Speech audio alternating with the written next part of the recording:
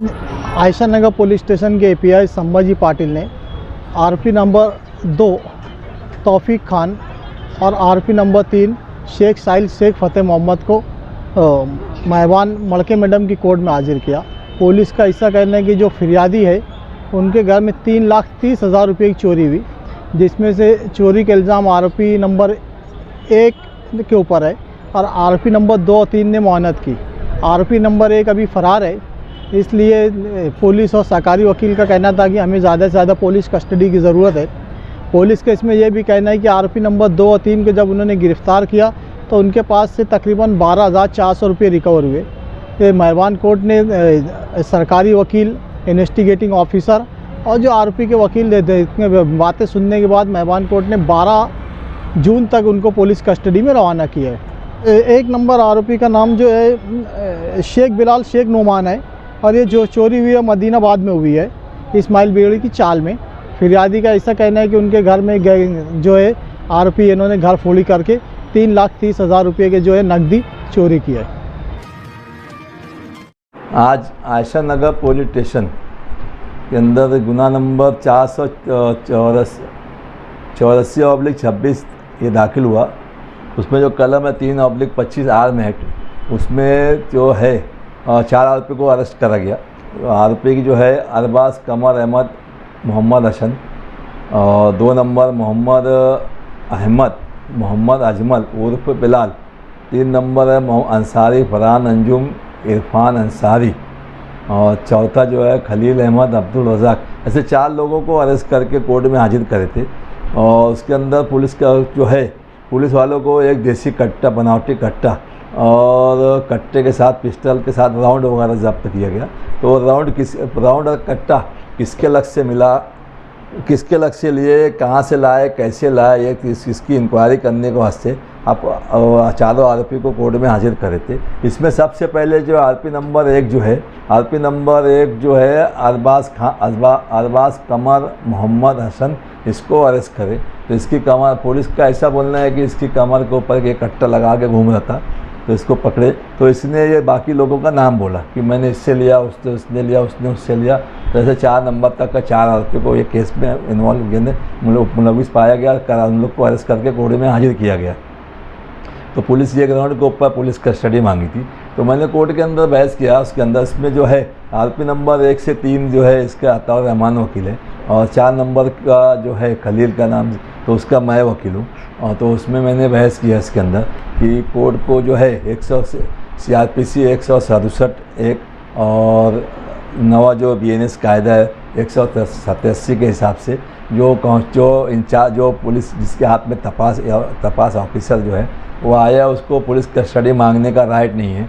उसकी वजह ये है कि ये स्पेशल कायदा है और स्पेशल कायदे में जो not below the rank of the incharge of the police station, जो इंचार्ज जो है पुलिस स्टेशन का, उससे छोटी रेंज का आदमी के, कांस्टेबल रेंज का, हवलदार रेंज का आदमी जो है वो आके कस्टडी नहीं मांग सकता। ऐसा मैंने कोर्ट को बहस किया। एक चीज़। दूसरी चीज़ ये कि आरोपी नंबर, जब पुलिस वालों का ऐसा बोलना है कि आरोपी नंबर 1 के लक्ष्य से कट्टा मिला और राउंड कारतूस मिला है, तो उसमें दुश्मनी में दूसरे लोग का नाम बोला होगा।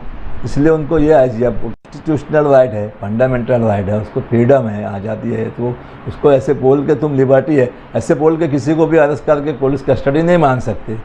और सिर्फ शक की बुनियाद के ऊपर या किसी के बोलने के ऊपर तुम उसको, दूसरे आरोपी को, दूसरे लोग को अरेस्ट करने, सामान्य लोग, सीधे साधे आदमी को अरेस्ट करके कोर्ट में हाजिर नहीं कर सकते, उसकी पुलिस कस्टडी नहीं मांग सकते।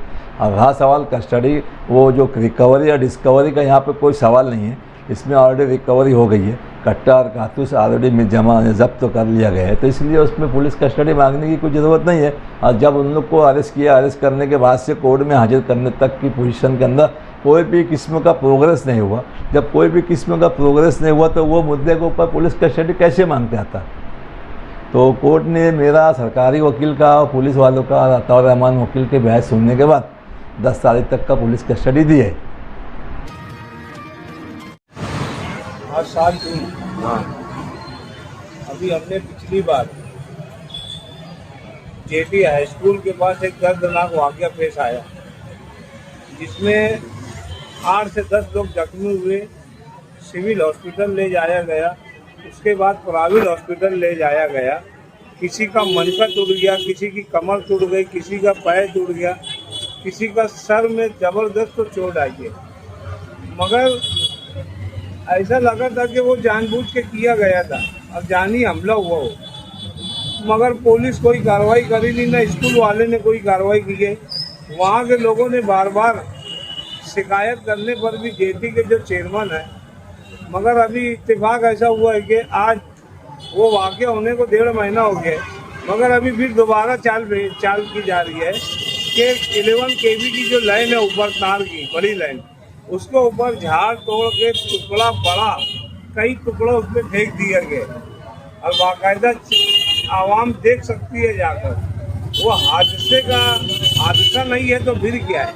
वहाँ लोग अपने चलते फिरते रहते हैं, अपना अपना कामकाज में लगे रहते हैं, लोगों को शुद्ध नहीं होती कि वहाँ क्या हो रहा है। ये भी एक साजिशी है, तो पुलिस भी अब कार्रवाई करे इसकी। वहाँ पर देखे जेटी हाई स्कूल के पास जो पिछली दीवार गिरी थी, अब नया कंडल आया तार का, जहाँ झाड़ काट कर रखा गया है। हम वीडियो के जरिए आपको बताएंगे भी। तो हमारी प्रशासक से और हमारी पुलिस से यहाँ अपील है कि इसकी कार्रवाई करो। अब नहीं तो वहाँ पर इतनी सस्ती जान नहीं आती जो ये सौदागर बने जान के, ये इनकी ऊपर अब कार्रवाई करना चाहिए। यही मेरा साहब न्यूज़ चैनल वाले के माध्यम से बोलना है कि यार इसके ऊपर कार्रवाई करो और इसको ज़्यादा से ज़्यादा शेयर करो। आज आप लोगों के ज़रिए से मालेगांव शहर की आवाम के सामने और मालेगांव शहर के सियासी लीडरान के सामने एक बहुत ही अहम मुद्दे के ऊपर बात रखने के लिए हम लोग यहाँ पर मौजूद हैं। मैं मेरी बात शुरू करूँ उससे पहले मैं चाहूँगा कि आप जो है ये अब्दुल मालिक यूनुस ईसा साहब का वीडियो सुने। आज आप लोगों को बुलाकर बाइट देने का मकसद ये है कि मालेगांव सर्वे नंबर 60 शाबान नगर से लगकर आयशा नगर कब्रिस्तान के बाजू से 62, 65, 66, 64 ये जमीन जो है कारपोरेशन की मिल्कियत है। ये तकरीबन 1 हेक्टेयर से ज्यादा है, यानी 3 एकड़ के करीब ये जमीन है और ये कारपोरेशन की मिल्कियत है। 1986 के अंदर मालेगांव शहर के नायब सदर मिल्कियत है 30 के, उन्होंने ये जमीन कारपोरेशन को बेची है। उसके सारे चेक कारपोरेशन ने जो चेक वगैरह दी है, कारपोरेशन ने उनको कैसे कैसे पेमेंट की है, उसका पूरा खरीदी खत, उसके पूरे दस्तावेज जो है वो मेरे पास मौजूद है। तकरीबन 5-7 रोज पहले से ये मामला शुरू हुआ या 8 रोज पहले, वहां पर एक पानी की टाकी बनी है आयशा नगर कब्रिस्तान के बिल्कुल पास में। मेरे पास उसका फोटो वगैरह वीडियो वगैरह मौजूद है। वहां पानी की टाकी बनी है, 20-20 सीट की 4 पब्लिक टॉयलेट, अवामी गवर्नमेंट की संडास बनी हुई है, बैतुल खला वहां बनी है। कुछ जमीन माफिया वहां पर उन्होंने सबसे पहले जो 3 टॉयलेट की 3 संडासें थी उसको गिरा दिया, उसको खत्म कर। जो कॉर्पोरेशन से बनी हुई नवी अच्छी इमारत थी, चालू थी, जो अवाम उस इलाके की अवाम जिसको यूज कर रहे थे, आयशा नगर, शाबान नगर, तयाना, रमजानपुरा, तकरीबन वो मैं समझता हूँ कि 1 लाख लोगों के पॉपुलेशन के करीब तो वो इलाका है और वो ऐसी मेन जगह पर वो चीज मौजूद थी, उसको वो इस्तेमाल में चालू। आपने सुना ये अब्दुल मालिक यूनुस ईसा साहब जो कि मालेगांव MIM के सदर भी है, मालेगांव कारपोरेशन के कारपोरेटर और MIM के गठ नेता भी है। इन्होंने आयशा नगर कब्रिस्तान के बाजू से सर्वे नंबर 61, 62, 64, 65, 66 ये जो जगह है मालेगांव म्युनिसिपल कारपोरेशन की मिल्कियत की ये ज़मीन है। इसके मुतालिक 27 फरवरी 2026 को यह मामला उठाया था, जो कि उस वक्त के न्यूज़पेपर में भी छपा। उसके भी मेरे पास कुछ जो है पुरावे हैं। ये अगर आप देखेंगे तो 6 मार्च 2026 के न्यूज़पेपर में वीकली महाज में छपा हुआ है। इसी तरह आप देखेंगे एक और न्यूज़पेपर में जो है ये छपा हुआ है 3 मार्च 2026 को, जिसमें पूरी डिटेल है। या ऑनलाइन भी ये एडिशन में मौजूद है, इसको आप ऑनलाइन भी पढ़ सकते हैं। सैफ न्यूज़ यूट्यूब चैनल के अलावा मालेगांव शहर के मुख्तलिफ यूट्यूब चैनल पर जो है ये दिखाया गया।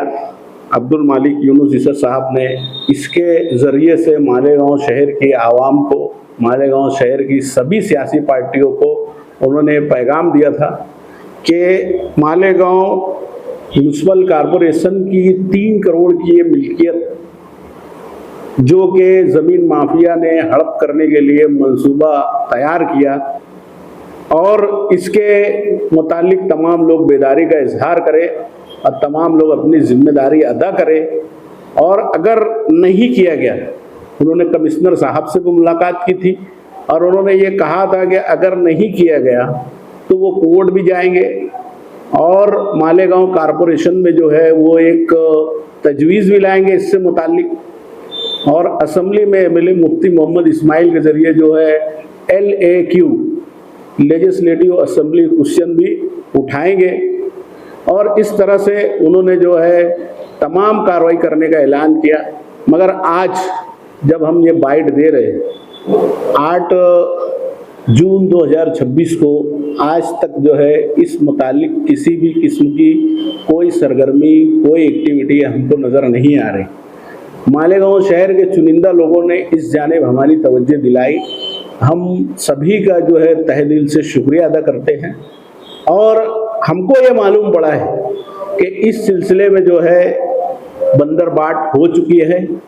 इस सिलसिले में जो है मालेगांव शहर के बरसर इक़्तिदार ग्रुप और मालेगांव शहर की मजलिस इत्तेहादुल मुस्लिमीन के लीडरान की जो है इस मामले में जो है बातचीत हो चुकी है। वो क्या बातचीत है, सच है झूठ है, इस वीडियो के ज़रिए से जो है मैं अब्दुल मालिक यूनुस ईसा साहब से चाहूँगा कि इस मामले में अगर वो नहीं कार्रवाई करने वाले हैं तो उसकी जो फाइल उनके पास मौजूद थी, जैसा कि उन्होंने वीडियो में भी कहा है, वो तमाम फाइल हमारे सुपुर्द करे। हमारे पास वसाइल की कमी ज़रूर है। हमारे पास मालेगांव कॉरपोरेशन में ऐवान में नुमाइंदे भी मौजूद नहीं है। बावजूद इसके हम लोग उस काम काज के मुतालिक जो है कार्रवाई बढ़ाएंगे और लगभग 30 करोड़ की मिल्कियत जो है मालेगांव शहर की आवाम के सुपुर्द करने की हम भरपूर कोशिश करेंगे। और अगर इस काम काज से मुतालिक अगर हमारी रहनुमाई नहीं की जाती है तो इन पर शहर की आवाम के दरमियान जो चर्चा है, खुसूसन आयशा नगर और नए इस्लामपुरा इलाके में, तो हम ऐसा समझेंगे कि वो तमाम बातें जो है सच है। इसलिए हम चाहते हैं कि शहरी मफाद में तमाम सियासी पार्टियां जो है कॉरपोरेशन की मिल्कियत की ज़मीन कॉरपोरेशन के हवाले करें। ज़मीन माफिया के खिलाफ जो है कार्रवाई में सब लोग साथ दें।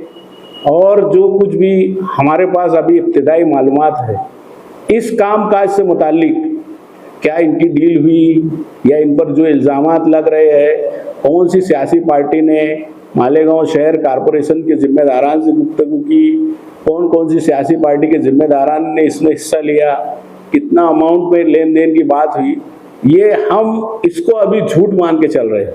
हम इसकी बिल्कुल तस्दीक नहीं करते। लेकिन अगर मालेगांव कॉरपोरेशन की मिल्कियत की ज़मीन मालेगांव कॉरपोरेशन वापस नहीं लेती है तो हम बरसर इक़्तिदार और अपोजिशन इसको आवाम के बीच में जाके बेनकाब करेंगे। बहुत बहुत शुक्रिया। यस मुझे बहुत खुशी है as a principal of Mahatma Gandhi विद्या मंदिर arts commerce and science college Malegaon city autonomous है हमारा कॉलेज कि इस एकेडमिक ईयर से हम 3 नए प्रोग्राम्स शुरू कर रहे हैं। उसमें एमएससी ऑर्गेनिक केमिस्ट्री है, एमए इंग्लिश और सबसे एक यूनिक प्रोग्राम हम शुरू करने वाले हैं वो है बीएससी साइकोलॉजी। मैं प्रिंसिपल हूँ, एडमिनिस्ट्रेशन में हूँ, लेकिन मैं एक साइकोलॉजिस्ट हूँ। इसीलिए शुरू से यहाँ इस कॉलेज में एज अ प्रिंसिपल आने के बाद मैंने हमारे स्टाफ से ये डिस्कशन करके ये एक्सप्लोर किया कि साइकोलॉजी का जो अवेयरनेस है वो मालेगांव में एज़ कम्पेयर टू बाकी शहरों से कम है। और बीएससी साइकोलॉजी वैसे भी टोटल इंडिया में बहुत कम जगह सिखाया जाता है।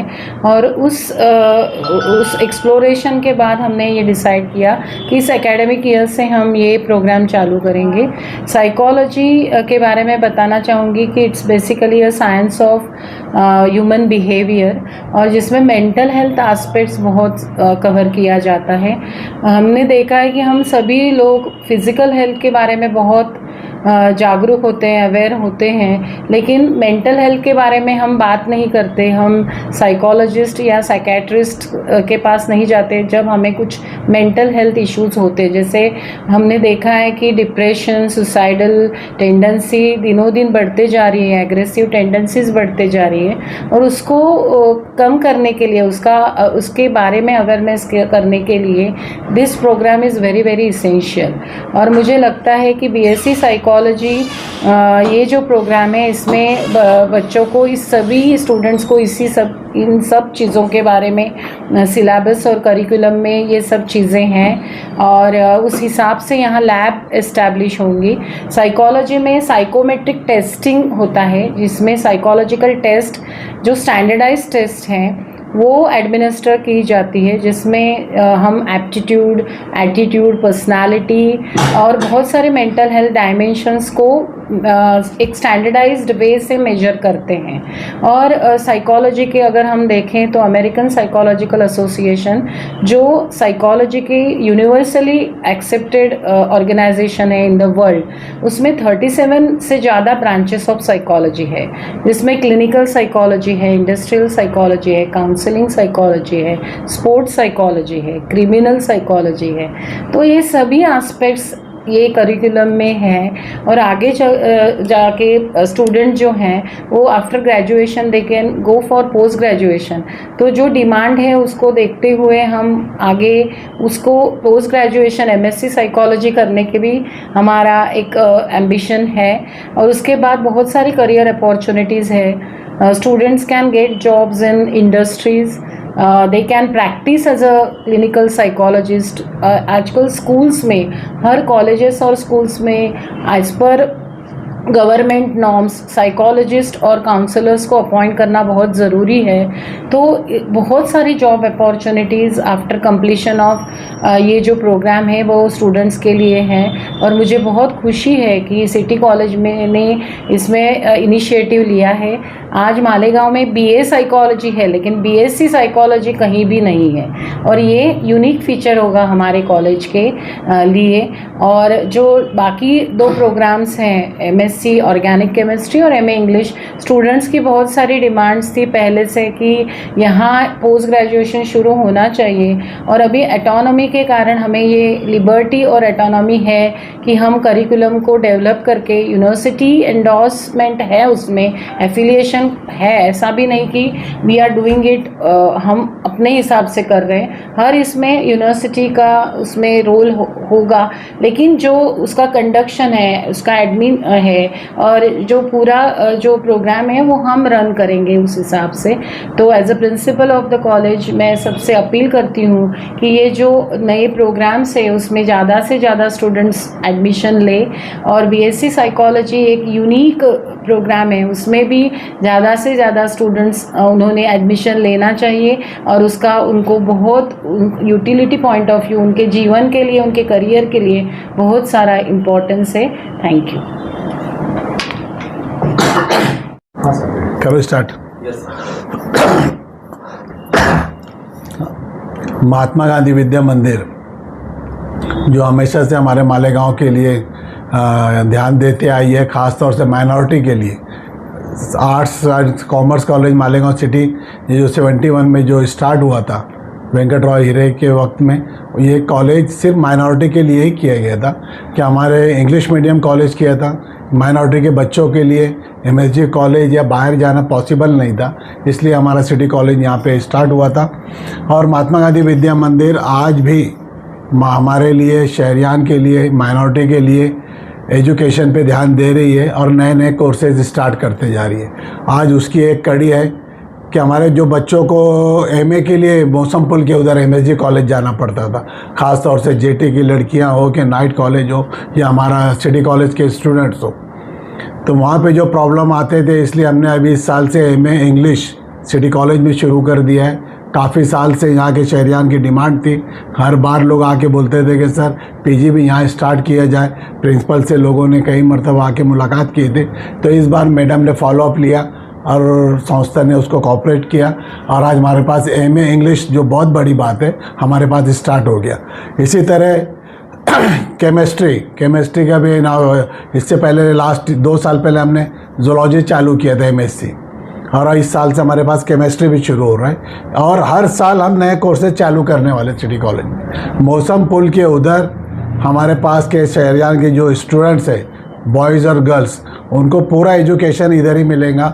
इंशाल्लाह उधर जाने की ज़रूरत ना पड़े, ये हमारे महात्मा गांधी विद्या मंदिर का एम है और हमारे मैडम के भी इसमें इंटरेस्ट है, इनिशिएटिव है, वो लेके आज वो कर रहे हैं कि हमारे पास पीजी के 2 कोर्सेज यहाँ चालू हो रहे हैं। और सबसे बड़ी बात साइकोलॉजी, जो कि सबसे ज़्यादा डिमांडिंग सब्जेक्ट है, हमारे पास उस पर इतना ध्यान नहीं दिया जा रहा था। मैडम आने से, मैडम खुद साइकोलॉजी के पुणे यूनिवर्सिटी के बीओस चेयरमैन भी है और उसके साइकोलॉजिस्ट भी है, उन्होंने खुद ध्यान दिया और उनका भी ये था कि इतने साल से ये सब्जेक्ट यहाँ शुरुआत की उन्हें भी।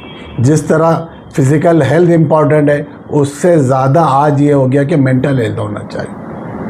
Healthy mind in healthy body, mind healthy होना चाहिए पहले, फिर बॉडी हेल्दी होगी। और हमारे शहर के लिए सबसे बड़ा मसला है, रोज़ हम देखते हैं कि सुसाइड हो रहा है और लोग डिप्रेशन में हैं, तो ये जो मसला है उसके लिए काउंसलिंग होना चाहिए और ये कोर्स सबसे ज़्यादा डिमांड में, हमारे पास उस पर ध्यान नहीं दिया गया है। और ग्रेजुएशन के अंदर अभी हमारे पास में साइकोलॉजी का जो परमिशन मिला है, ये बहुत अच्छे हमारे स्टूडेंट के लिए, हमारे शहर के लिए बहुत बड़े खुशाइंद बात है। और इंशाल्लाह इसके बाद में मैडम खुद यहाँ बीओस चेयरमैन है, पीजी भी, एमए भी हम यहाँ पे साइकोलॉजी के शुरू करेंगे। तो ये जो कोर्सेज सिटी कॉलेज नए नए कोर्सेज ला रही है, जिसके लिए तुमको बैरून शहर हमारे बच्चों को जाना पड़ता था, बाहर जाना पड़ता था, प्रॉब्लम फेस करना पड़ता था, और कई बच्चों का तो एजुकेशन ही इसलिए ड्रॉप आउट होते थे कि पीजी के लिए जा नहीं पाते थे। तो सारे कोर्सेज हम यहाँ पे ला लिए। इंग्लिश का डिमांड तो मेरे ख्याल में पिछले 10-15 साल से था, इंग्लिश भी हो गया है, हमारे पास केमिस्ट्री का भी हो गया है, साइकोलॉजी आ गया है। मैं शहरियान से अपील करूँगा कि आप लोग जल्द से जल्द आके यहाँ पे एडमिशन प्रोसेस करें। और सिटी कॉलेज दिन दुगनी रात चौगनी तरक्की कर रहा है अल्हम्दुलिल्लाह, और संस्था का बहुत ध्यान है हमारे सिटी कॉलेज को डेवलप करने के लिए। मालेगांव सिटी के बच्चों को आला से आला तालीम मिले, अच्छे से अच्छा कोर्सेस मिले। प्रिंसिपल भी हमारे सबसे, हमारी संस्था के क्वालिफाइड प्रिंसिपल भी यहाँ पे संस्था ने दिया है, हमारे विद्या मंदिर ने। तो शहरियान से अपील करूँगा कि सिटी कॉलेज से आप लोग फैज़याब हो, ज़्यादा से ज़्यादा यहाँ पे एडमिशन ले। और जो बच्चे ड्रॉप आउट करते थे, खास तौर से ग्रेजुएशन फर्स्ट क्लास में पास होने के बाद में एडमिशन नहीं लेते थे, उनको भी मैं बोलूँगा कि आप लोग कॉलेज में आएँ और एडमिशन का प्रोसेस करें। शुक्रिया सर। कब से हो रहा है? हमको परमिशन मिल गई है, बीए के जो रिज़ल्ट आएंगे, ग्रेजुएशन के रिजल्ट होने के बाद में वो उसका एडमिशन प्रोसेस भी शुरू हो जाएगी। FY BSc का एडमिशन चालू है अभी, तो आप बच्चे अभी आके ले सकते हैं। और बाकी जो है वो पोस्ट ग्रेजुएट प्रोग्राम से, तो BA का और BSc का रिजल्ट लगने के बाद वो चालू। जैसा कि मैडम ने और रिजवान सर ने बताया कि जो नए कोर्सेज तो स्टार्ट हुए हैं, जैसे कि बीएससी साइकोलॉजी, उसमें ख़ास तौर पे एक मैडम जब से आए हुए हैं, जब से उनकी ख्वाहिश रही कि साइकोलॉजी सब्जेक्ट यहाँ चलना चाहिए। जिस्मानी डॉक्टर तो मालेगांव शहर में दिन ब दिन बढ़ते चले जा रहे हैं, लेकिन नफ्सियाती बीमारी के डॉक्टर्स हमको मुश्किल से कोई डॉक्टर्स मिलेंगे। लेकिन आने वाले वक्त में इंशाल्लाह जो इस मसले को हल करने के लिए भी जो है, जो मैडम ने कहा कि क्लिनिकल साइकोलॉजिस्ट हो गए और दूसरे जो स्पेशलिस्ट है वो भी इंशाल्लाह सिटी कॉलेज से यहाँ से बन के निकलेंगे। और जहाँ तक है एमए इंग्लिश की बात है, रिजवान सर के वालिद साहब है, उनके साथ में सागर सर, उन सभी की ख्वाहिश रही है कि यहाँ पे, क्योंकि 1971 से बीए इंग्लिश चल रहा है, बल्कि जो जर्नलिस्ट यहाँ बैठे हुए हैं वो उन्होंने भी बीए इंग्लिश यहीं से किया और उनकी भी ख्वाहिश रही कि यहाँ एमए चालू हो। तो वो अल्हम्दुलिल्लाह वो इस साल से शुरू होने वाला है। और उसके अलावा जो है केमिस्ट्री सब्जेक्ट ऑलरेडी हम लोगों के पास बीएससी केमिस्ट्री चल रहा था, जिसमें ऑर्गेनिक केमिस्ट्री में एमएससी केमिस्ट्री भी वो भी शुरू होगा। उसके अलावा जो सबसे अहम चीज़ मैं बताना चाहूँगा, बीवोक के अंदर जो है इस साल मैडम ने अभी यूनिवर्सिटी में उनका बुलाना हुआ था, उन्होंने जो यूनिवर्सिटी के जो डिपार्टमेंट्स उनके साथ में मीटिंग ली है, तो एक AEDP करके प्रोग्राम शुरू होने वाला है, जिसमें आने वाले साल में हम लोग जो बीवोक को जो है AEDP प्रोग्राम में कन्वर्ट करने वाले हैं। AEDP प्रोग्राम यूनिवर्सिटी ने इस तरह शुरू किया है कि जैसा कि मालेगांव शहर टेक्सटाइल इंडस्ट्री से जुड़ा हुआ है, तो यूनिवर्सिटी के जो ऑफिशियल्स हैं उनके डायरेक्टर है मैडम से रिक्वेस्ट की है कि आप कोई ऐसा डिग्री प्रोग्राम शुरू करो जो कि टेक्सटाइल इंडस्ट्री से जुड़ा हुआ हो। क्योंकि जो एक कॉमन सिलेबस लेके हम लोग जो चल रहे हैं, जैसे पुणे यूनिवर्सिटी का एक बीकॉम का सिलेबस है, बीए का सिलेबस है, ये पूरा ओवरऑल पुणे यूनिवर्सिटी में चलता है, चाहे वो नगर की बात करें, नासिक की बात करें, सभी कॉलेजेस में सेम चलता है। लेकिन अब यूनिवर्सिटी ने मालेगांव शहर के लिए जो है वो ख़ास तौर पे रिक्वेस्ट किया है कि आप टेक्सटाइल इंडस्ट्री से रिलेटेड शुरू करो। ये इस प्रोग्राम की खासियत ये रहेगी कि जो 3 साल का कोर्स होगा उसमें 1 साल बच्चा टेक्सटाइल इंडस्ट्री के साथ में जुड़ा होगा। जैसे कि अभी बीवोक हम लोगों का कोर्स चल रहा है, BVoc in accounting and taxation, जिसमें हम लोग जो है पावरलूम सनत का, पावरलूम इंडस्ट्री का अकाउंटिंग और टैक्सेशन हम लोग सिखाते हैं, सिर्फ उसी को कॉन्सेंट्रेट करके।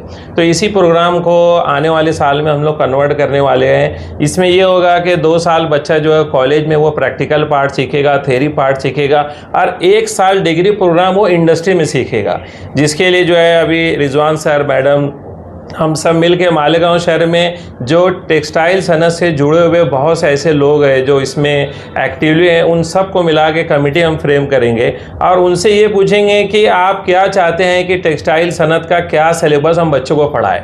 तो साल भर हम लोग इस चीज़ का प्रोसेस करेंगे और आने वाले साल में ये प्रोग्राम शुरू करेंगे, जिसमें 2 साल बच्चा जो है वो कॉलेज से तालीम हासिल करेगा और 1 साल वो इंडस्ट्री में रहते हुए हासिल करेगा। उसमें वो पावरलूम सनत किस तरह काम करती है, उसमें क्या क्या चीज़ें होनी चाहिए, क्या क्या किस तरह बिजनेस को मैनेज करना है। आज जैसा हम देख रहे हैं कि पावरलूम सनत एक सनती बहरान की तरफ चलती चली जा रही है, तो नई नस्ल को हम लोगों को नए तरीके सिखाने पड़ेंगे।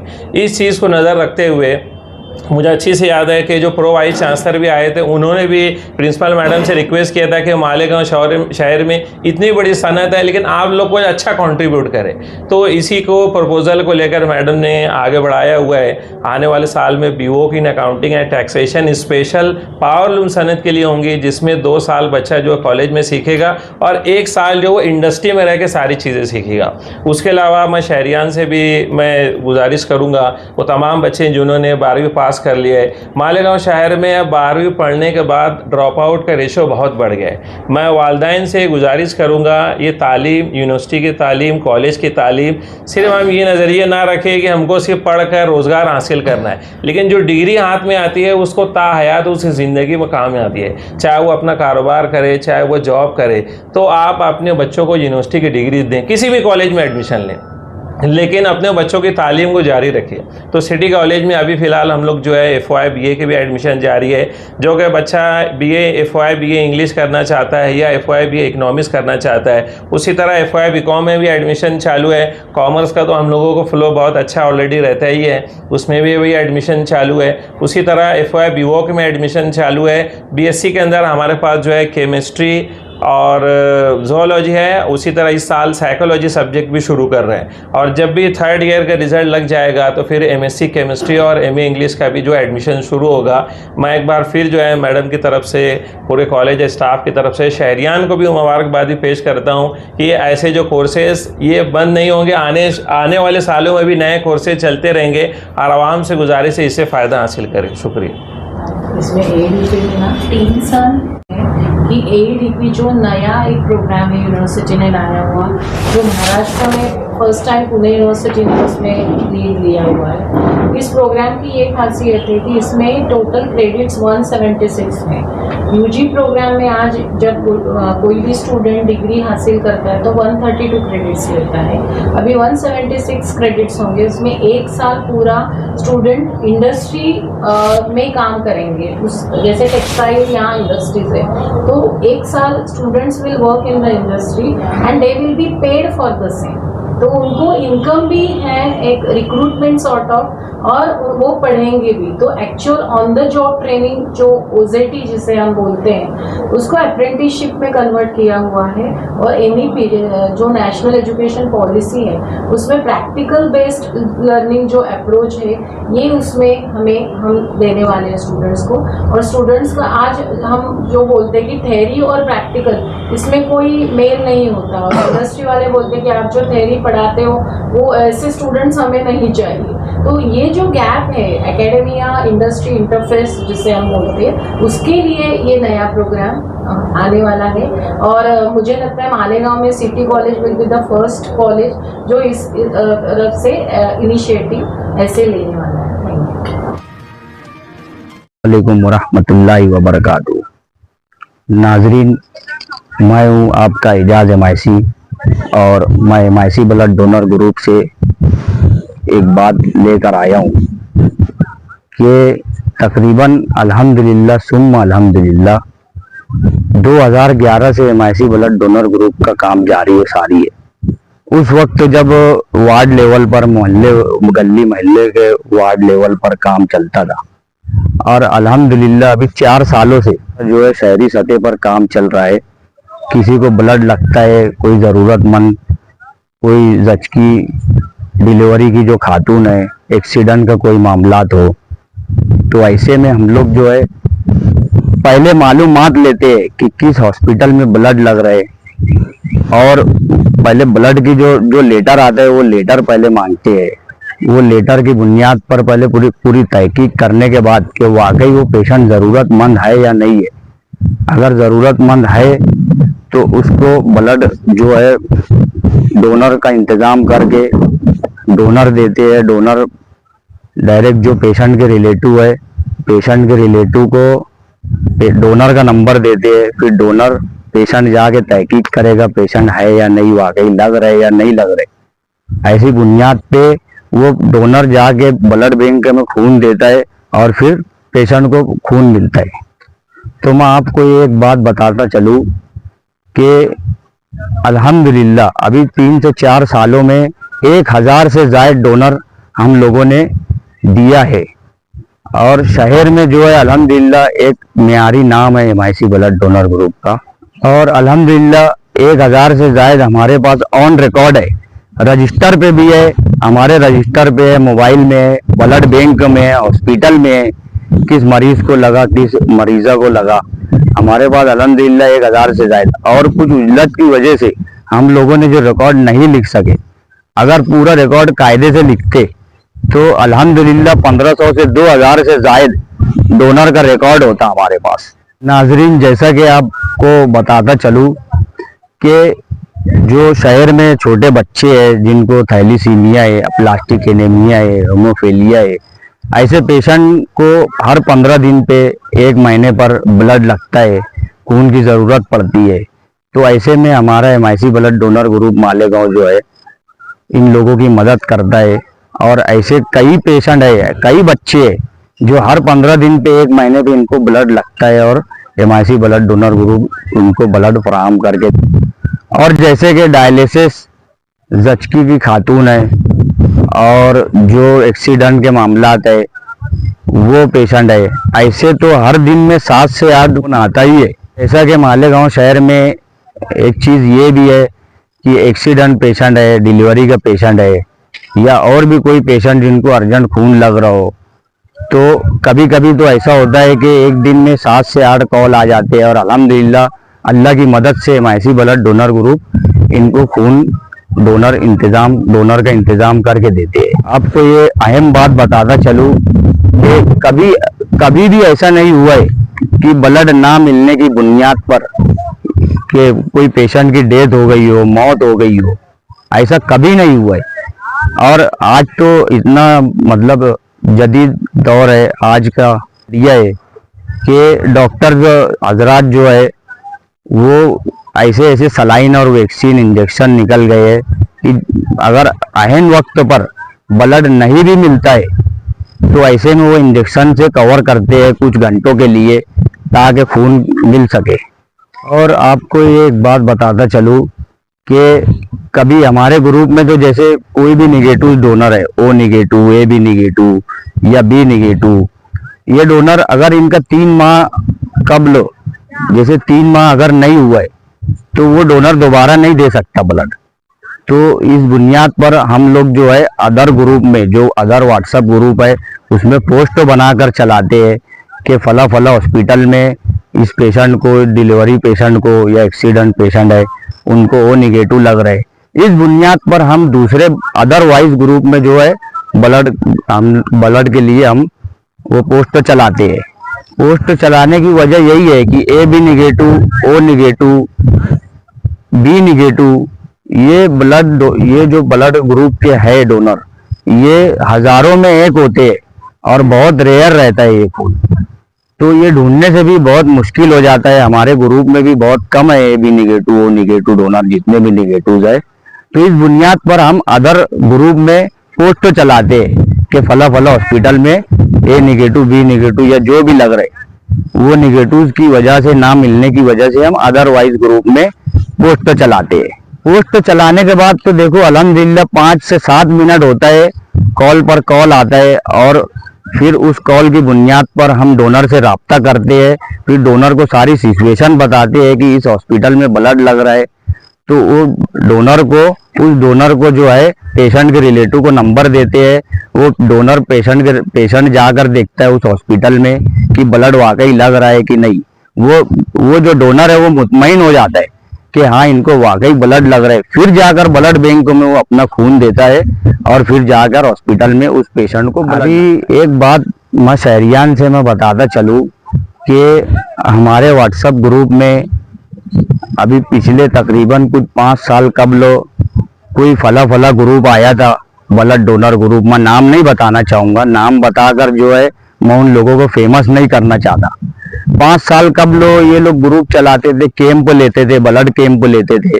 200 से 400 बैग ये लोग उतारते थे। 200 से 400 बैग निकलने के बाद ये कोई रिकॉर्ड नहीं, कुछ नहीं, ये बैग कहाँ गया।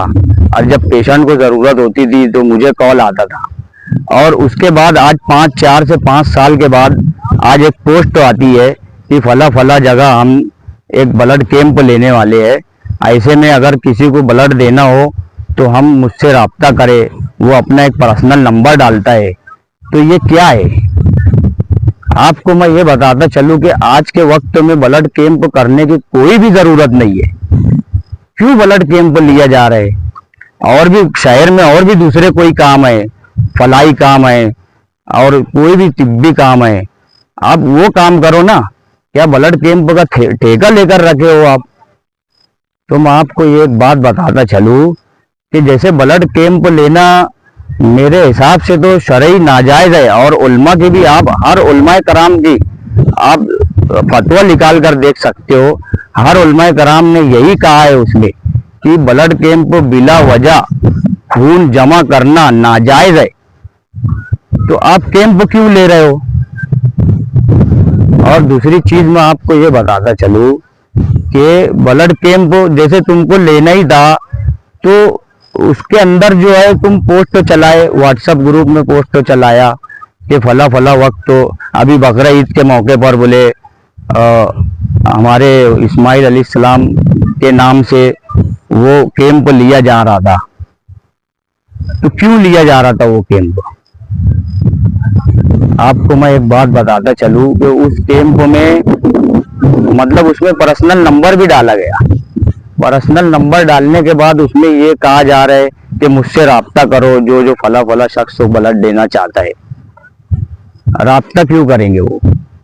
जैसे खून की जरूरत पड़ती है, थोड़ा लेट सवेर मिल ही जाता है खून। कोई आज तक के कोई पेशेंट ऐसा नहीं हुआ है कि खून ना मिलने पर किसी की मौत हो गई हो। मालेगांव शहर में आप तारीख उठा कर दे दियो, तो फिर ये ब्लड कैंप क्यों? इसके पहले भी कई ब्लड डोनर ग्रुप वाले भी इस चीज पर ऑब्जेक्शन लिए थे, ब्लड कैंप रुकवाया गया था। लेकिन अभी फिर कुछ